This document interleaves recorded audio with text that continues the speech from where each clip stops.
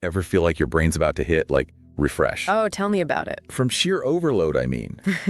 Between deadlines and that giant to-do list and did I turn the stove off? Right. It's a miracle we function some days. It really is. And the thing is, everyone's dealing with stress, right? But it's funny, it can feel so lonely. Totally. Okay, so that's why I'm excited for this deep dive. Yeah. We're looking at managing stress is easy, actually. Yeah.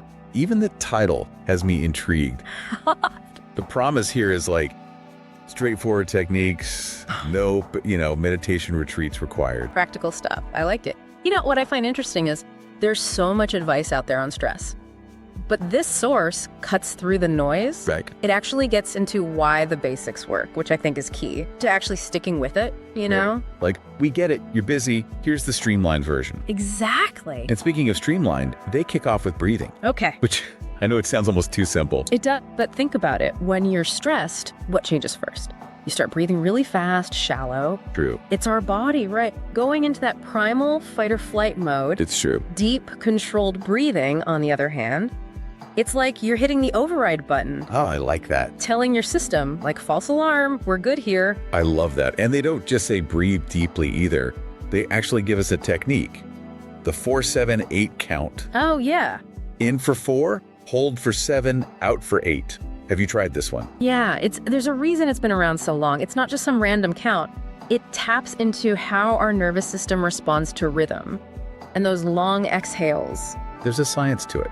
See, this is the kind of stuff I'm talking about, okay? So we've got the breathing down, but then they get into moving your body. And I'm thinking, wait a minute, isn't being stressed the whole reason I avoid the gym? Right, but they're not talking about intense workouts here. It's more about, you know how stress gets stuck in our bodies? Oh, for sure. Like your shoulders are up to your ears after a tough day. Even small movements can release that. It's like literally shaking it off. I'm imagining a mini dance party at my desk. Right. What about you? Your go-to stress buster move? Honestly, I'm a big fan of a brisk walk. Something about being outside, getting fresh air, clears my head. Yeah. Plus, there's research on it. It's as effective as some types of meditation for anxiety. There we go. Actionable, but backed by science. I like it. Now, this source, they dive into the mental side of stress too.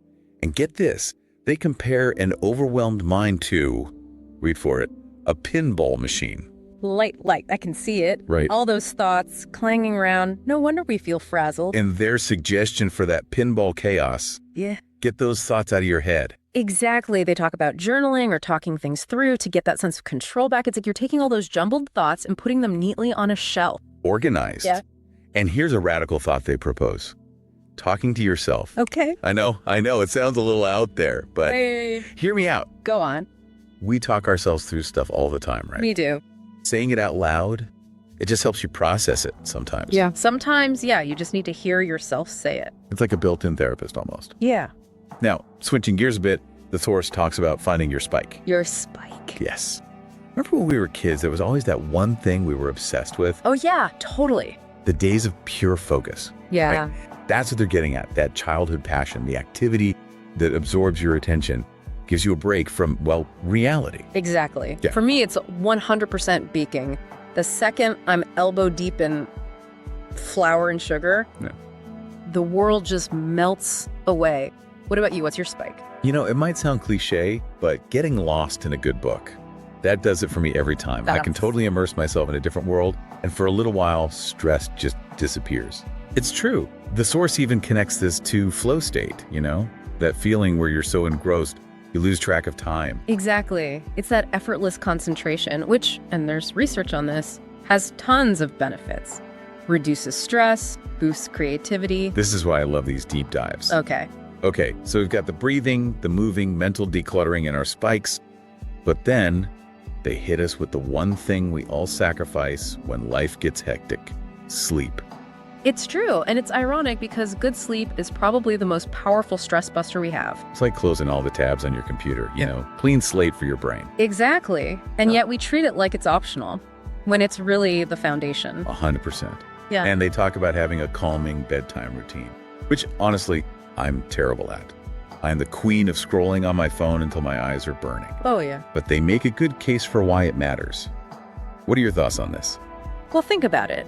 We spend all day bombarded with information, stimulation. It's no wonder our brains have trouble shutting off. A routine signals to your body, okay, time to wind down, out of go mode and into rest mode. So it's not just about how much sleep, but the quality of it. Exactly. And the best part is, a relaxing routine doesn't have to be complicated. It's about finding what works for you.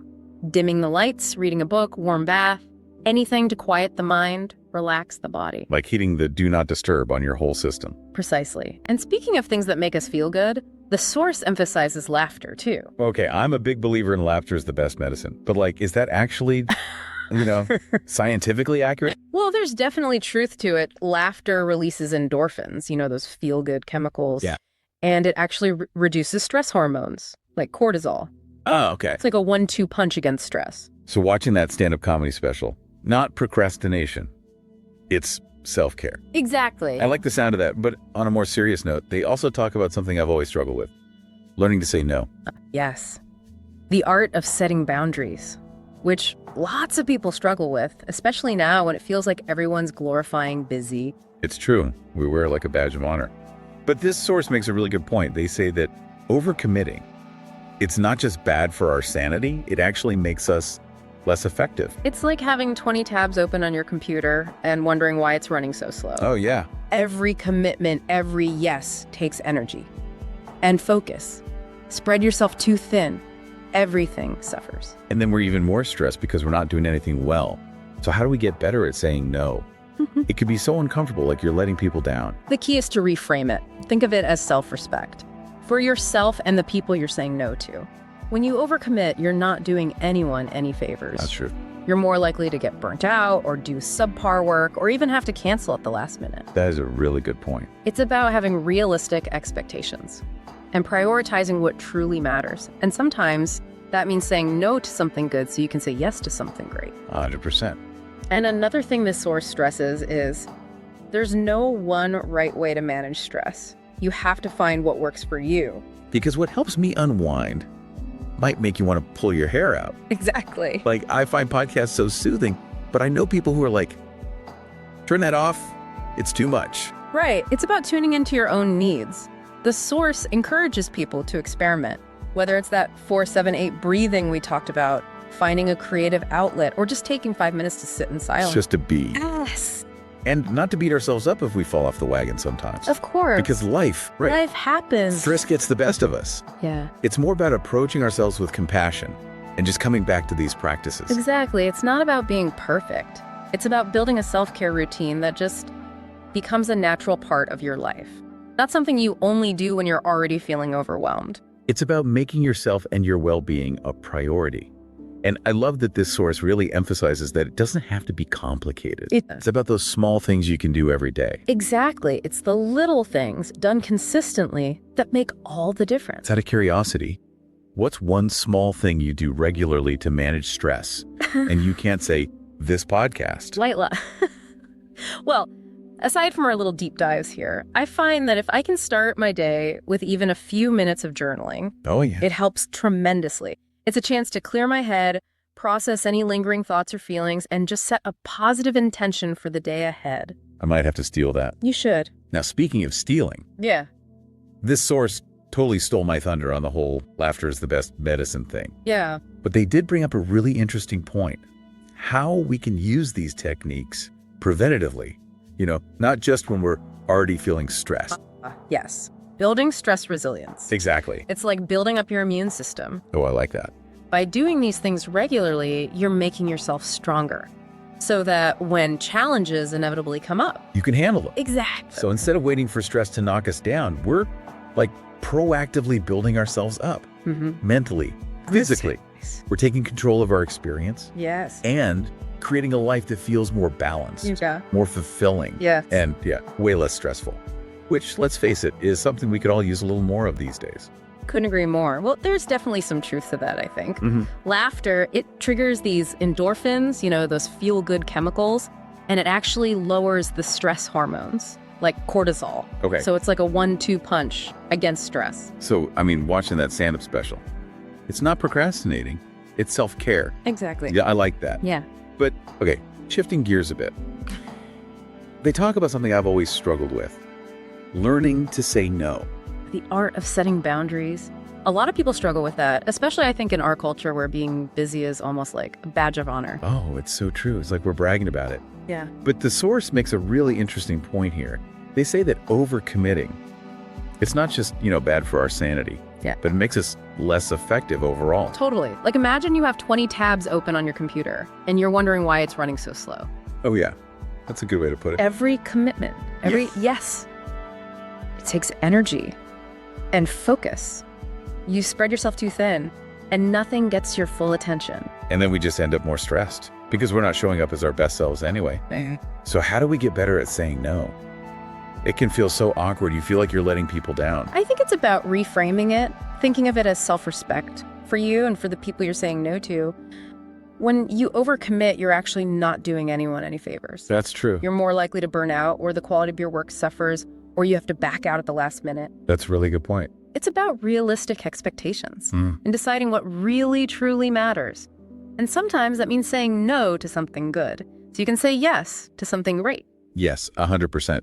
And I like how this source emphasizes, there's no one-size-fits-all approach to stress management. It's about finding what works for you. Exactly. What helps you unwind might make me want to run for the hills. Totally. Like, I find podcasts so calming. Yeah. But I know people who find them way too stimulating. Right. It's personal preference. The source really encourages experimentation, whether it's that 4-7-8 breathing we talked about, or something creative, or even just 5 minutes of silence. Just being present. Yes. And being kind to ourselves, even if we've, fall off the wagon sometime. Oh, absolutely. Life happens. It does. Stress happens. Yeah. And it's about approaching it all with self-compassion and just gently bringing ourselves back to these practices. Exactly. It's not about being perfect. It's about building a sustainable self-care routine. That's just a natural part of your life, not something you only do in a crisis. It's about making yourself and your well-being a priority. And I love how much this source emphasizes, it doesn't have to be this big, complicated thing. And it really doesn't. It's the small things done consistently that make a difference. Absolutely. The little things are everything. Okay, so I'm curious, what's one small thing that you do regularly that helps you manage stress? And you can't say this podcast. Well, besides our deep dives here, I have to say, starting my day with even a few minutes of journaling, oh yeah, it makes a huge difference. Just clearing my head, processing any thoughts or feelings, setting a good intention for the day. I love that. I might have to try that. Yeah. Speaking of stealing, though, they totally stole my thunder with the laughter is the best medicine line. Yeah. But I did really like the point they made about using these techniques preventatively, not just when we're already stressed out. Oh, that's so important. Building stress resilience. Yes. It's like building up your immune system. I love that analogy. By doing these things regularly, we're essentially strengthening our ability to cope with challenges when they come up, which they inevitably do. So instead of waiting for stress to knock us down, we're proactively building ourselves up. Exactly. Mentally, physically. Precisely. It's about being in control of our experience. Yes. Creating a life that feels balanced, more fulfilling, yes, and way less stressful. Yeah.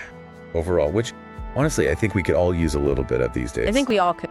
So as we wrap up this deep dive into managing stress is easy. Actually, I have to say, I'm walking away feeling surprisingly hopeful. Yeah. Like maybe we can get a handle on this whole stress thing. I think that's what I like about this source. It's not promising some miracle cure. Right. It's more like a reminder that we have more control over this than we think. Yeah. It's about finding the right tools and actually using them. Exactly. And not just when we're at the breaking point. Yeah. But using them before that happens. Preventatively. Yes. Flossing for our minds. I like that. And just floss it. It doesn't have to be this big ordeal. No, not at all. It's those small things that you can fit into your day. Small things done consistently. Exactly. Yeah. So if you're listening to this and feeling inspired, what's one thing you can do today to prioritize your well-being? Maybe it's trying out that 4-7-8 breathing. Maybe you dust off that old guitar. Mm-hmm. Or maybe you just give yourself permission to take a break. Step away from everything for a few minutes. Sometimes that's all you need. Seriously, whatever it is, remember that you deserve to feel your best. You absolutely do.